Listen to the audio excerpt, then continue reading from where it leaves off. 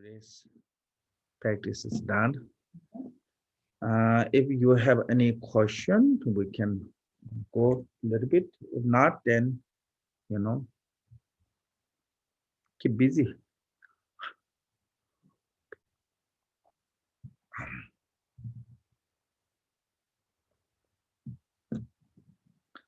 So, oh, maybe some people have some questions. Some people may have some questions.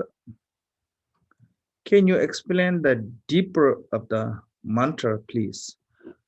I'm not sure I can go to really deep in the mantra, but this is a most of mantra is called the name mantra. It's related to that individual deity or guru's name. It's the same as a guru supplication. There's a supplication in the English, a supplication in the Sanskrit, supplication in the Tibetan. So this mantra is mainly supplication of the in the Sanskrit. So it's there are lots of different mantra. Some mantra are kind of related to the meaning of the text, like a Heart Sutra mantra.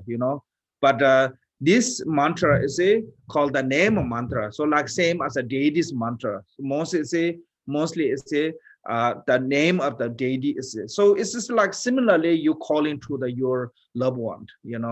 It's similar like someone who dear to you. So you call them constantly.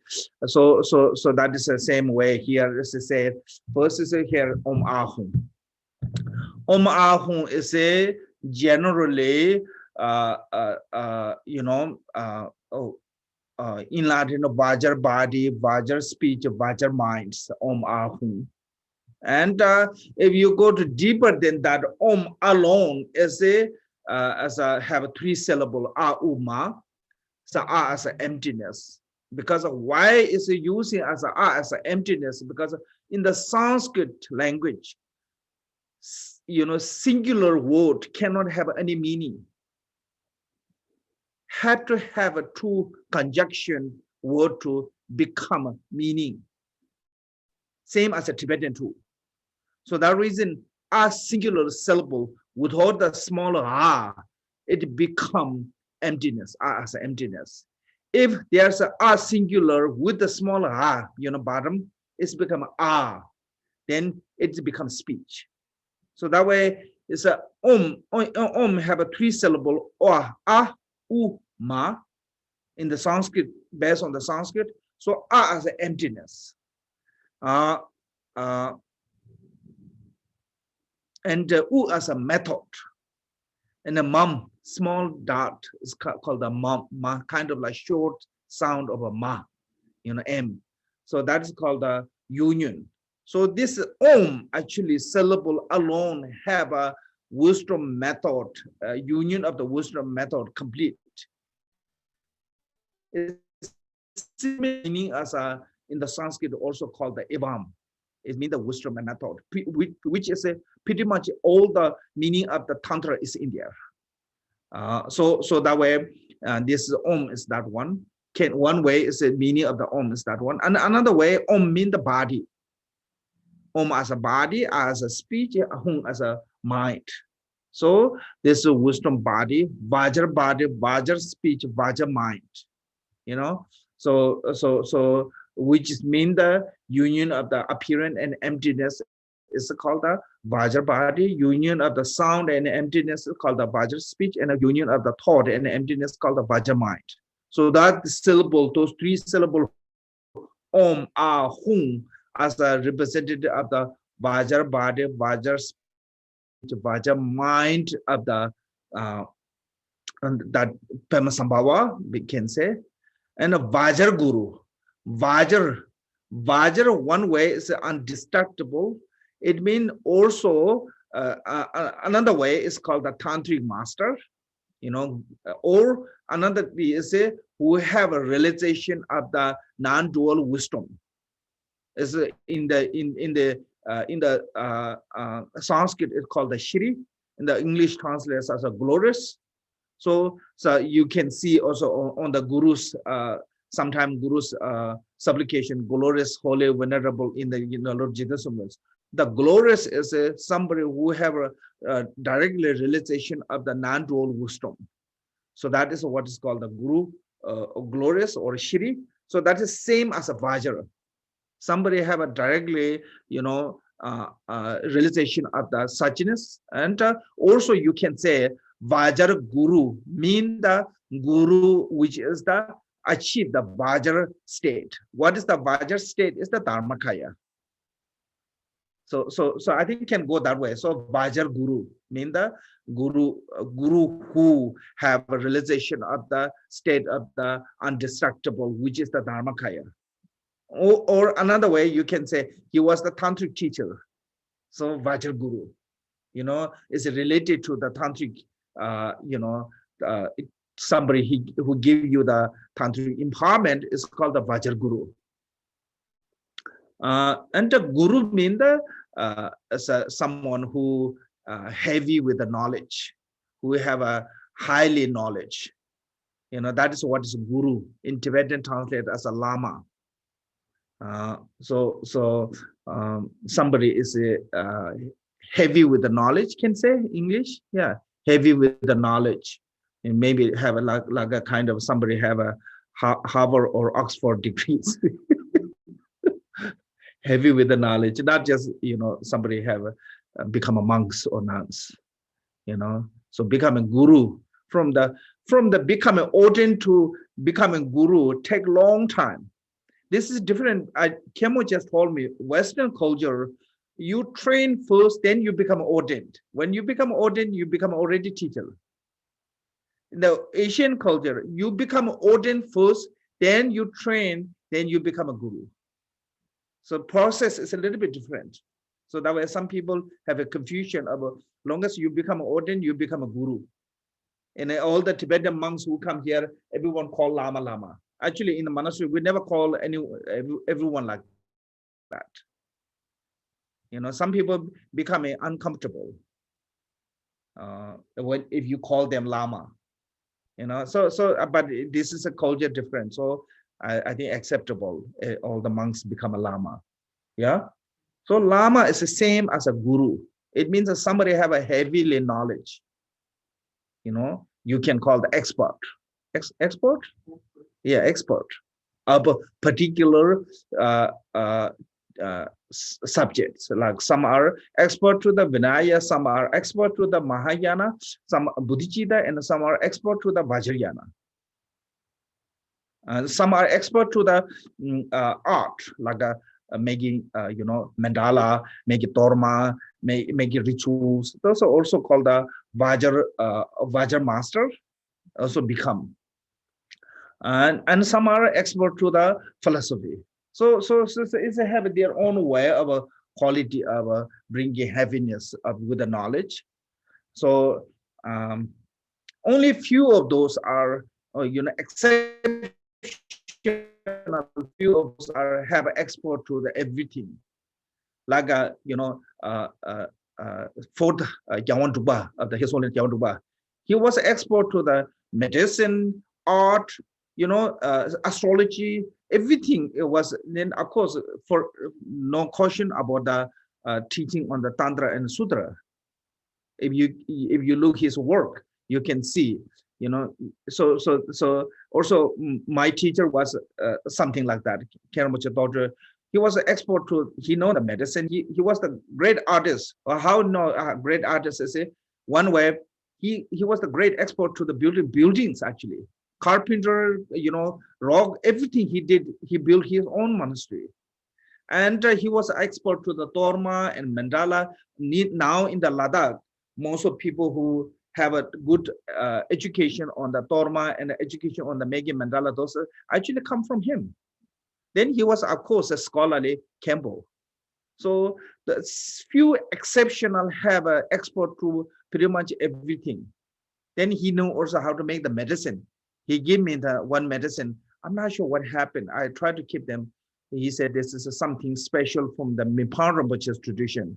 He gave me that one. So, but I think I lost because I'm kind of clumsy. I'm not good with the keeping. But so he was like, there are few of them as a really exception to have an expert to everything. Other than that, mean you don't have to be expert to everything to become a Vajra guru. But this is a Vajra guru is a, I mean, guru, become a guru, sorry. But a Vajra guru is a specifically tantric language. You know, somebody have a, you know, stability, yeah, can say stability of the generation stage and completion stage. That can become a Vajra guru. You know, if you don't have a stability of the completion stage and generation stage, then this is a not that great qualified to Vajra guru. That at last, I mean, lowest Vajra guru, or can say Vajra guru, yeah, lowest of Vajra guru, you have to be done the your principal date is a complete retreat, not just short practice or something. You know, that is the lowest quality. But then the medium lay, you have a stability upper generation stage and a completion stage, which is not easy to become that stability of the generation stage and the completion stage. And the supreme one is somebody who reached to the Vajradhara state. So that is a three different type of, I can say, Vajra guru. You know, when people talk about the Vajra guru, then Pema Bezang Guru, Pema Siddhi. So Bezang Guru, Pema means that he was born from the lotus. Yeah. So that way I think his name is a Guru Pema, Pema June in the Tibetan, come from the lotus. Because history saying Guru Rinpoche found in the Gulf of Arabic Gulf, I think near Pakistan and Afghanistan, there's a 4 waters, you know, river, major river come from Mount Kailash. One is called the Sindh River. Sindh River is a run through actually Pakistan, called this Sindh. So that river is meeting to the Gulf area, and the King Indrabudi, he found Guru Rinpoche on the lotus on that Gulf area. So that was called the lotus born. And there's a mini Indrabudi. I think maybe the second Indrabudi or third Indrabudi, I don't know which one. Because it's just like once one king become famous, then everybody want to name that him, you know, like British have a Henry VIII. That means there's a Henry 1, 2, 3, 7, yeah. So similarly, Indrabudi, I think have a mini Indrabudi. So that way you can look the Indrabudi Buddha's time, one Indrabudi. And also there's one Guru Rinpoche's time, one Indrabudi. And Geloma Pema's time, one Indrabudi. You can see history. They are not necessarily one King Indrabudi. They are at the mini Indrabudi camps in especially in Uddiyana. So one of those kings' time, and they found him from the lotus in the Gulf area. It's called the Arabic Gulf. This is between the you know, those like Pakistan and then Arabic. There's one Gulf. Maybe that one, yeah. I think it depends on who you're talking to. Some call it yeah, that area. So he found in that area, this called in the Guru Rinpoche's one prayer said, Sindhu Gyatso River Tsulinas, is mean that Sindh River is merging into the ocean. In that Gulf area, they found him on the lotus. So so that is how that way called the Guru Rinpoche is called the lotus born. So Pema mean the lotus. Then Siddhi home mean that, so saying is supplicating, please give me the accomplishment. So that is why we supplicated to the Guru, asking, requesting Guru to bless that we can accomplish him. So anytime when you're having difficulty to practicing any kind of practice difficulty, when their obstacle comes, supplicate to the Guru.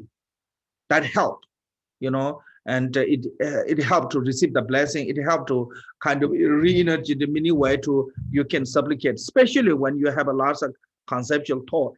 That just visualize a Guru in front of the front of the space you and supplicate it.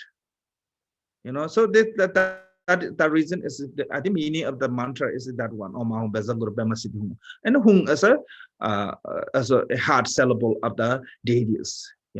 So that is Om Ahum Bezanguru Bema Siddhi Hum. So I think this meaning of the mantra. Someone asked. I hope I want to let it deep. Okay, Jay said, is this Guru Yoga used being mantra? No. Yes, in the Nyingma mantra, they use the Guru Yoga as a Guru Rinpoche. But in the Kagyu, we use as a different, because especially in the Drikung Kagyu, we use as a Guru, in the Guru Yoga, Lord Jiddusungun, and like a Drikung Kagyu, they use a Guru as a Guru Vajra. So it's in each lineage have a little bit different. So this one is a similar in the Nyingma tradition, Guru Rinpoche as a in the Guru Yoga. So that they use that one.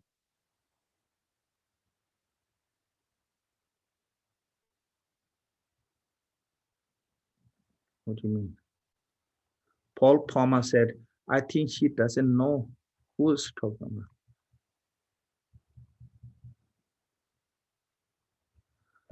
Can you explain the deeper on the mantra? Okay, I said, Adidava said, sorry, meaning, sir.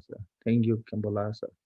The Guru Yoga use, so Sarva Siddhi, Paul said, doesn't know what Sarva Siddhi. Sarva means the all, everything. Siddhi means the accomplishment. So saying is a bestow means the all the accomplishment. Yeah. Sarva Mangalam.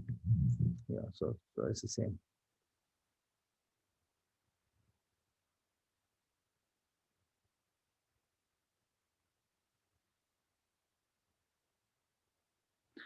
So somebody asked me, the Dharma is a genuine or not? I cannot tell you Dharma is a genuine or not. Most of Dharma I don't trust.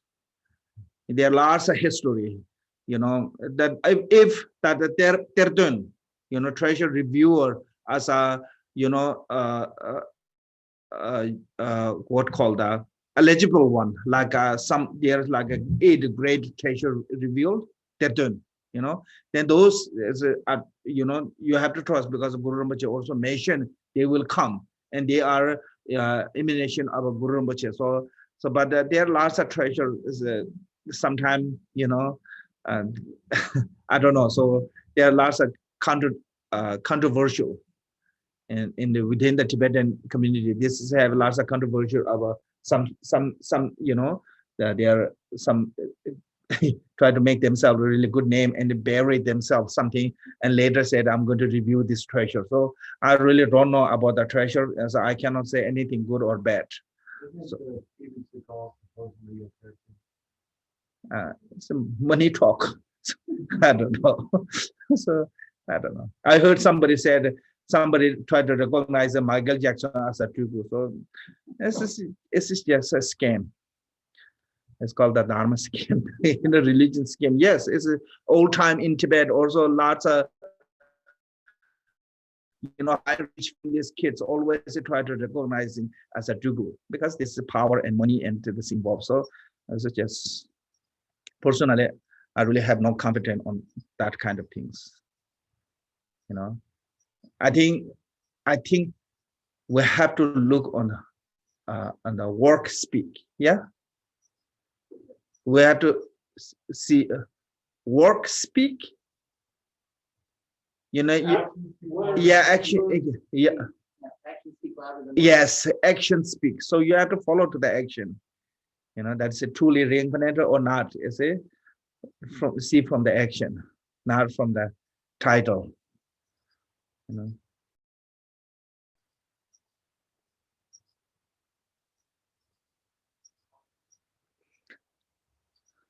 So when saying the Namo mantra, you can feel their qualities. Namo is actually pay homage. Namo means pay homage. Anytime you see the mantra Namo, it means that I pay homage to you. Okay, so that's yes, and yeah, of course you can see, but it's the meaning of the Namo. Say, it means the pay homage. Namo Guru said, I pay homage to my Guru.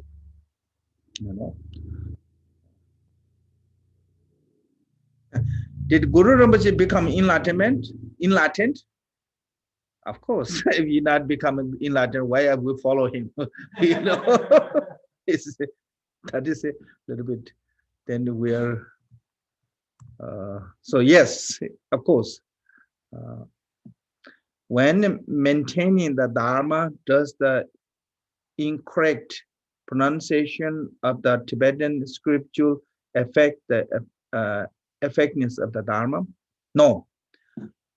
If you cannot say correct pronunciation, it's okay. This is, I had lots of question myself. You know, I had also discussion with my friend.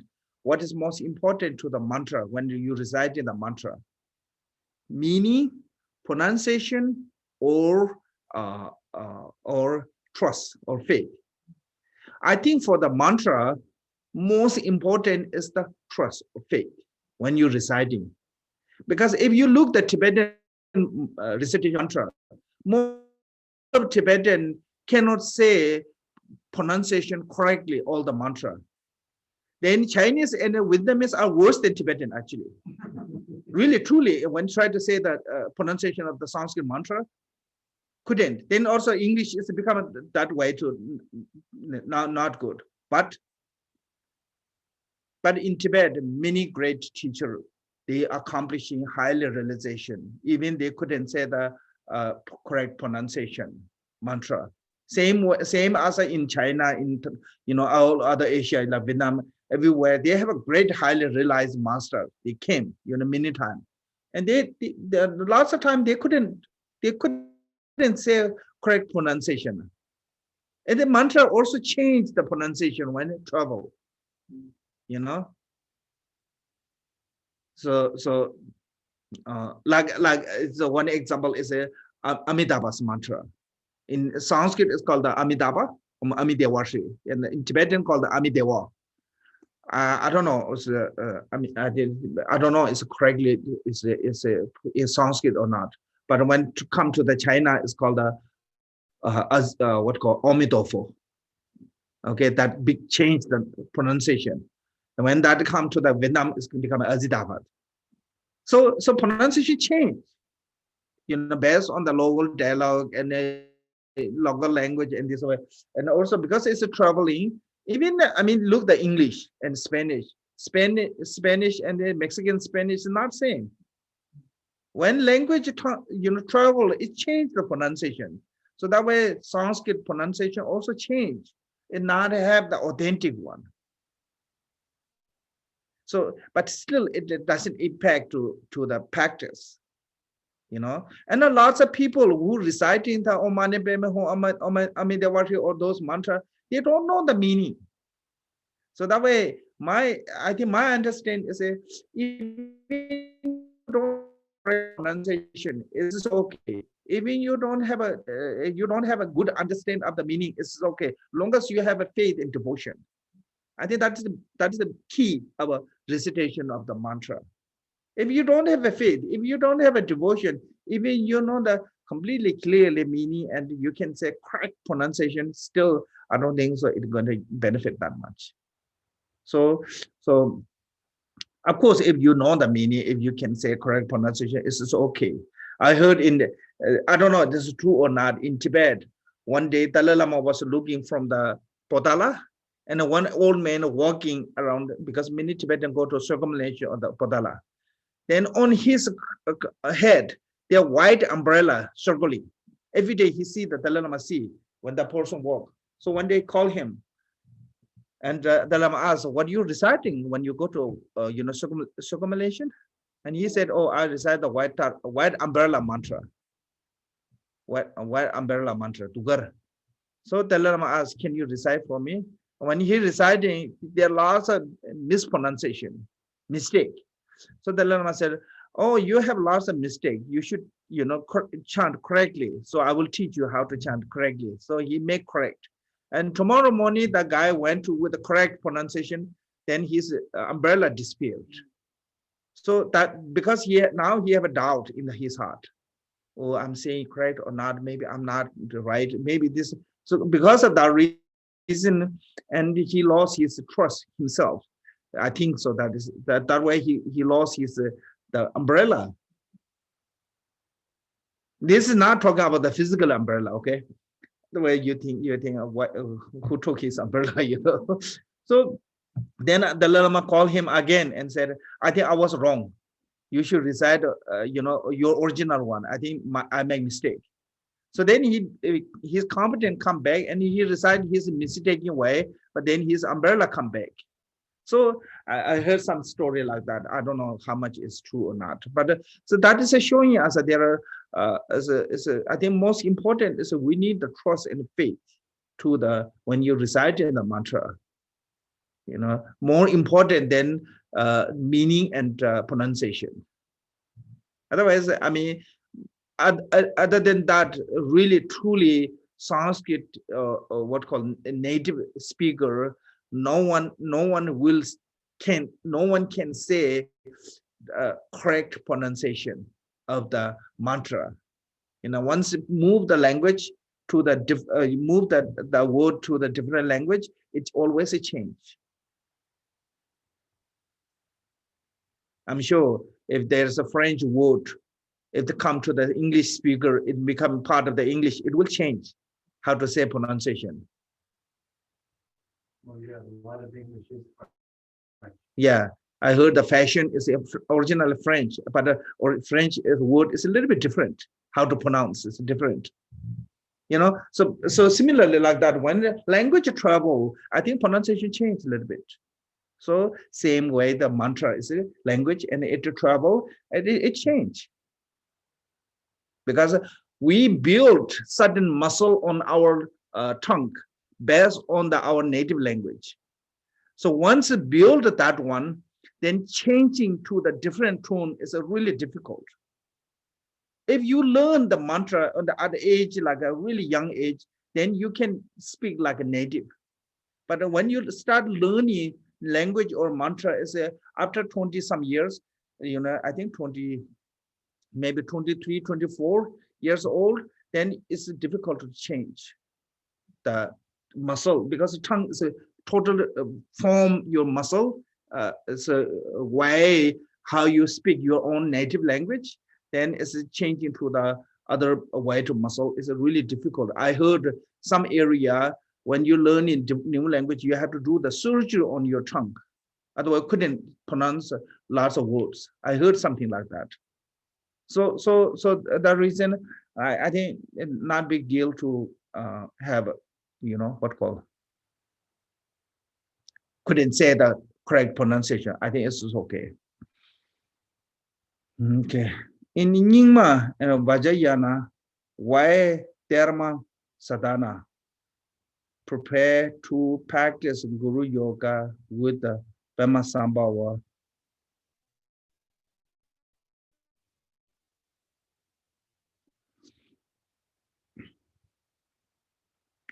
Guru Yoga as I think Nyingma, they do the Guru Yoga as a Pema Sambhava because I mean that especially in the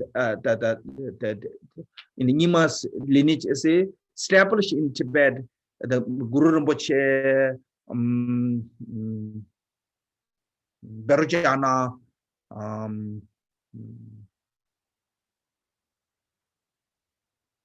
Chandra Rashida,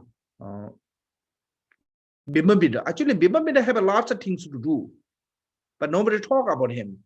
He really did a lot of work to establishing the Nyingma tradition in Tibet. Especially most Nyingdi is taught by him, called the Bima Nyingdi. But because of the Guru Rinpoche's fame of the miracle power and those that way, overshadow Bimabida by Guru Rinpoche. So that way, I think Nyingma tradition always doing the Guru Yoga as a Pema Sambhava. And the Kagyu tradition, we do the vajra, because I mean, why we do the vajra is when Buddha Shakyamuni Buddha start giving Vajrayana teachings, he manifests himself as a form of vajra. So I think that's the reason. So Guru Yoga is doesn't matter which you transform your guru, which where, but you have to visualize your guru. You can visualize your guru as a Shakyamuni, you can visualize it, but always be your own guru. You know, you're not visualizing as a Pema Sambhava, as a historical Pema Sambhava. In the even Nyingma Guru Yoga, you're not visualizing a Vajradhara as a historical Vajradhara. You visualizing your own guru, form of a Pema Sambhava, form of a Vajradhara, form of a Shakyamuni, whatever you want to. But as a, you when you practicing, you're not practicing Pema Sambhava, you practicing your own guru, only called the Guru Yoga. Yeah, that one. And said in the Nyingma, in the Vajrayana, why Terma Sadhana? Because I think Guru Rinpoche and many Nyingma knew what going to happen. Because after the Guru Rinpoche, then I think 1-2 generation, then the king Langdharma came. He destroyed everything in the central Tibet. There are no more monastery. There are no more Dharma for 3 years. So that way, and also there may be some kind of shortage will come because of there are lots of problem. Okay, so that reason the Guru Rinpoche very lots of teachings are as a terma, and also many times actually Guru Rinpoche said this is the not time to give teaching to the public, like a Digung Po. Guru Rinpoche gave to the Lumbu Nyingma as a minister of Nyingma for the Tsultrim Tenzin. After the Lumbu Nyingma, Guru Rinpoche hiding in the treasure, and he said, "This is not time to give to the public."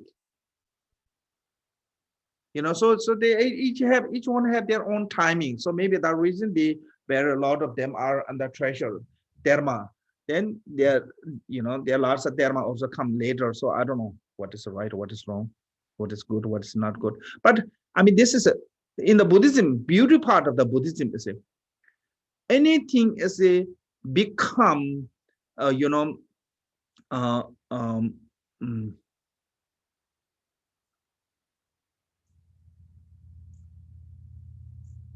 meaningful, can say meaningful, meaningful, the teaching is meaningful and related to according to the Dharma, which Buddha taught the Sutra, and become an antidote of the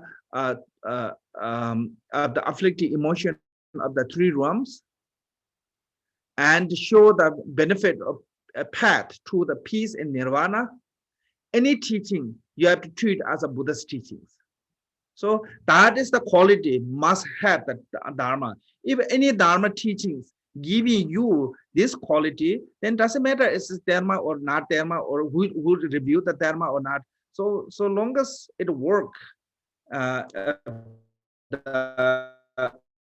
become an antidote of the afflictive emotion, and then doesn't matter. Like I think Chinese leader Ding Xiaoping said, doesn't matter which color is cat, as long as it catch the mouse. You know, it's a white or black, doesn't matter what color. So same way, it doesn't matter which is Dharma or Sama or Nyingma, or doesn't matter, as long as it works for you to become your better person. Your fundamental is changing, then it's working. If not changing, then it's not working. So I think based on our own individuals and benefit, then you have to follow that one. Make sense? Yeah.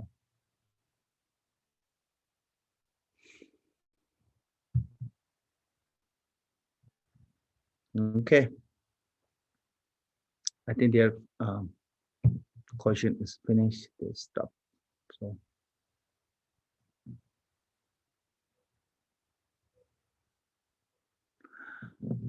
Okay, then we stop here. Janju Sem Joy Rinpoche Manje Banai Ge Joy Ge Bai Nyam Bai Mem Bai Kone Kondo Pe Wai Joy Tada Konde Tam Je Je Tu Sundo Sapa Da Ye Pe Je Ve Tawan De Tada Sinjen Ta Je Nyundo Lanam Yanda bazobe janjo ramboje toba joje shija kose kunjin chuje je tendena la wonto de kombaren jimbe je temba site ba shedwo to san kombe senju. Cheers. Thank you everyone. Happy Sunday.